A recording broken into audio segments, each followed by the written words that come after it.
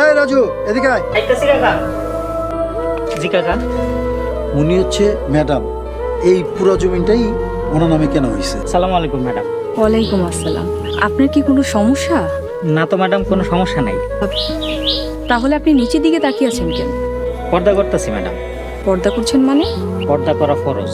আল্লাহ তাআলা নারী পুরুষ দুইজনকে পর্দা করতে বলছেন। নারীদেরকে বলছেন তোমরা তোমাদেরকে ঢেকে রাখো, পুরুষদেরকে বলছেন তোমরা তোমাদের দৃষ্টি সংযত রাখো। তাই নারীর জন্য যেমন পর্দা করা ফরজ, পুরুষের জন্য দৃষ্টি সংযত রাখা ফরজ। আপনি তো দেখি ইসলামিক বিষয়ে ভালোই জ্ঞান রাখেন। জি ম্যাডাম, ধর্মীয় জ্ঞান সকলেরই থাকা জরুরি। ইসলাম শুধু একটা ধর্ম না, এটা পরিপূর্ণ জীবন ব্যবস্থা। ঠিকই বলেছেন। আমার জন্য বেগানা নারী, তাই আপনার দিকে তাকাইতেছি না, মনে করেন না ম্যাডাম। রাজু, তোর কি মাথা খারাপ হয়ে গেছে? তুই আমাকে ম্যাডাম, তুই কারে কি কস? আপনি ঠিকই বলেছেন আসলাম সাহেব। আমরা নারীদের পর্দার বিষয়ে কথা বলি, কি পুরুষের পর্দার বিষয়ে এড়িয়ে যাই। অথচ দুটোই দরকার। সাহেব, আপনি এখন যেতে পারেন। ম্যাডাম আসসালামু আলাইকুম। ওয়ালাইকুম। আচ্ছা আসলাম সাহেব, আপনি কি বিবাহিত? এ রাজু, হ্যাঁ। এই কথা কেন জিজ্ঞেসেন ম্যাডাম? এমনি? ও তো বিয়া করে নাই ম্যাডাম, করবো কেমনে?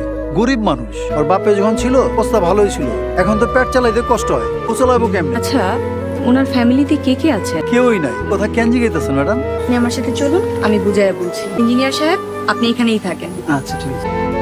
আপনাকে এখানে নিয়ে আসার কারণ কি জানেন? আমি রাজু সাহেবের বিষয়ে জানতে চাই। পরে জানে কি করবেন ম্যাডাম? আমি ওনাকে বিয়ে করতে চাই। আপনি এসব কি করতেছেন ম্যাডাম? এত বড় লোক, সহায় সম্পত্তির মালিক হয়ে সামান্য রাজুরে বিয়ে করতে চান? ইসলাম সাহেব, মানুষ কখনো সামান্য হয় না। আর আমি ওনাকে যতদূর দেখেছি, উনি অনেক নম্র, ভদ্র, অনেক ধার্মিক একজন মানুষ।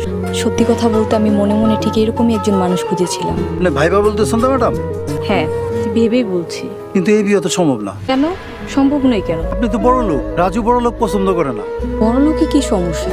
তা জানি না। আচ্ছা ঠিক আছে, তার যদি বড়লোকে সমস্যা হয় তাহলে আমি গরিব হয়ে যাব। এইসব কি করতেছেন ম্যাডাম? আমি তো কিছুই বুঝতে পারতেছি না। সেটা কালকেই বুঝতে পারবেন। আপনি তাহলে এখন আসেন। জি ম্যাডাম, আসসালামু আলাইকুম। ওয়ালাইকুম আসসালাম।